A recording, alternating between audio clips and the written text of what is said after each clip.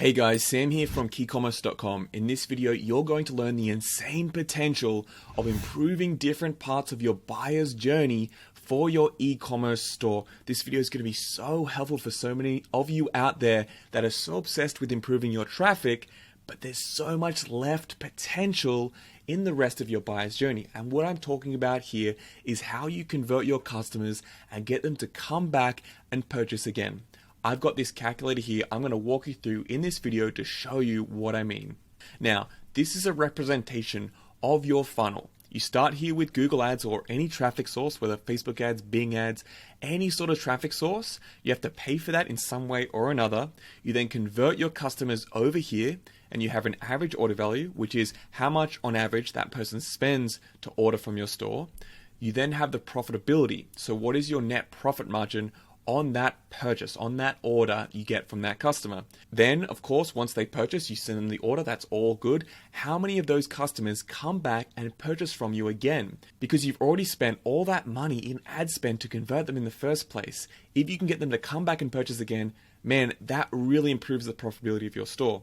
And that contributes to what's called the customer lifetime value. Now, the big stores I've worked with, the ones that are doing 6-7 figures per month, these stores don't just focus on traffic. They focus on improving their conversion rates, their profitability, the amount of customers that come back and purchase again. And this is how they scale very quickly and very profitably, because if they're making more profit per customer, they can take that money and put it back into advertising in any form of advertising they like. Because really, guys, I've said this before, the people that win in business and in e-commerce are those that can spend more to acquire a customer than their competition.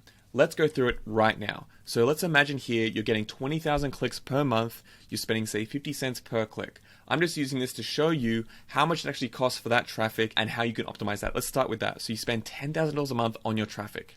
Now, that means that with a conversion rate of 1%, and a lot of you guys out there are going to have less than 1% conversion rate if your store isn't optimized, it means you're going to get 200 sales, 200 conversions.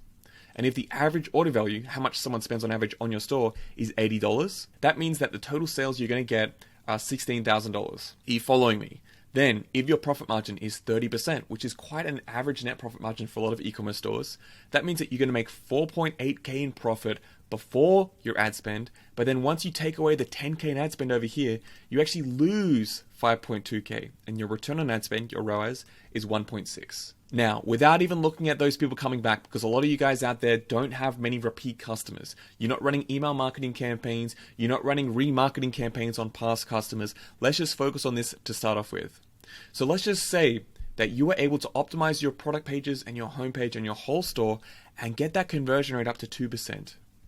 Look at that, suddenly, boom, let me change that and show you. So going from minus $5,000 loss to suddenly 2% conversion rate, you're almost breaking even. If you can get that up to 3%, you're suddenly making 4K on that same traffic. Everything else is the same. The average order value, the profit margin, the cost per click, all that stuff is the same. And this is the power of improving your conversion rate by building better product pages, a better funnel, a better buyer's journey, just by improving that conversion rate. And let me tell you this, many of the big stores I'm working with that are very, very successful, they have become so obsessed with improving their store that they can get their conversion rate up to 5, 6, 7, even 8%. It may sound crazy, but they understand their customers so well that when we get traffic through Google Ads, we're converting on their website at such a high rate that, look at this, if I change this to 6%, look at that profit, the exact same traffic, and suddenly they're making 20K a month. So going from 1%, a loss of 5K, all the way up to making almost 20K per month. That is insane, okay? Really, really crazy. Let's put it down to 3%. That's what I recommend you start aiming for at the start. Aim for 3%. And now look at us. We have this average order value here. We're making 4K on an ad spend. That's really, really good. So we can funnel that money back into traffic, scale up those campaigns. But say we got this up to $100. Look, that just almost doubles the profit that they're making just by increasing the average order value by $20. Now, how can you actually increase your average order value? Well, you can increase your prices, but of course, this might actually decrease your conversion rate. So you have to balance that out to make sure it's profitable.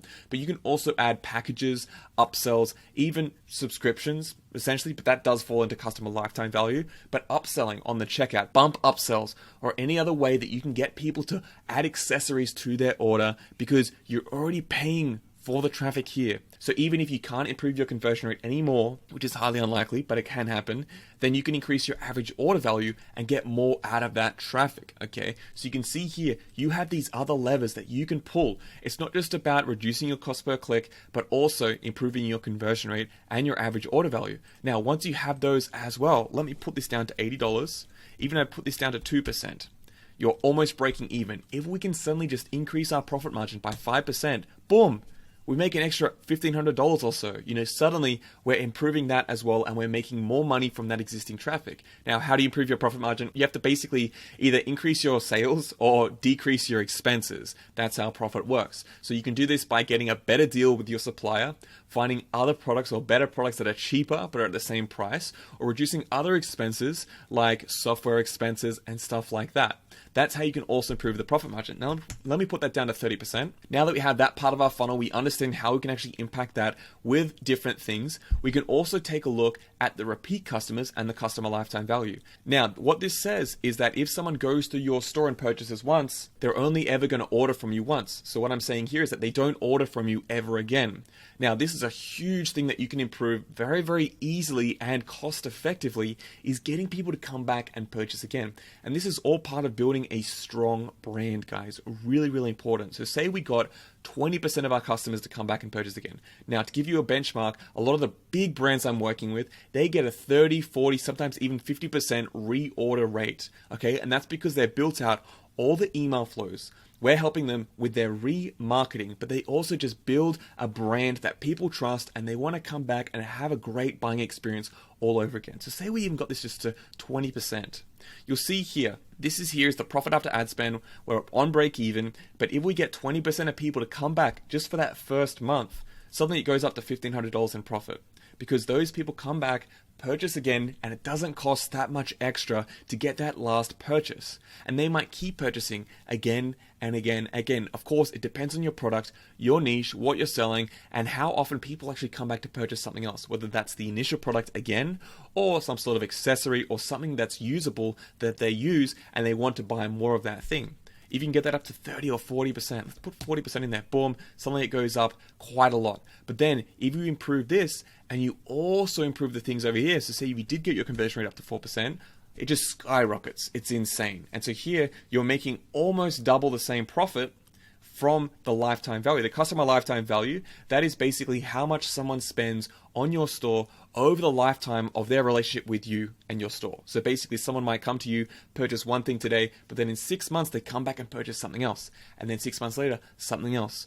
You can actually look at all your past data and see what this customer lifetime value is, and that helps you better see how much you can spend on your advertising. Because say in this example here, 40% of people are coming back to purchase again. So what this is saying here is that on average, each customer is going to order with you 1.4 times over the lifetime of their relationship with your store, over the whole life basically. And so you can use this information with your profit margin to work out how much profit you make per customer. And this is right here. And you can see here that the average profit per customer over the lifetime is $34. So you can go back to your ads and know that you can spend up to $34 to acquire a customer. And you know over the lifetime of your relationship with them, not just in the first sale, but when they keep buying from you again and again, that you're going to make that back over that lifetime.